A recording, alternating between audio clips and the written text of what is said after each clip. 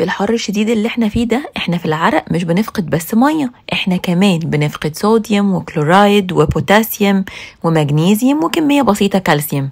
وعشان كده الميه لوحدها مش هتخليك ريهايدريتد، انت كمان محتاج خضار وفاكهه عشان يساعدك تاني تعيد توازن جسمك. هتعوض الصوديوم والكلورايد من ملح الطعام الموجود في الاكل، والبوتاسيوم من البطاطس والموز والورقيات الخضراء، والمغنيسيوم في المكسرات والسوداني، والكالسيوم مش بس في اللبن، لا كمان في اللوز والبروكلي والطحينه. وعايزه انصحك ببعض الخضار والفاكهه مهمين جدا خاصه في الايام الحر، عشان بيحتووا على نسبة كبيرة جدا من المية، وكمان عناصر مهمة جدا تعوض جسمك عن اللي فقده أثناء الحر. ركز بقى في الحر على البطيخ، الشمام، الخيار، الكوسة، الخوخ والكرفس وكمان الخس.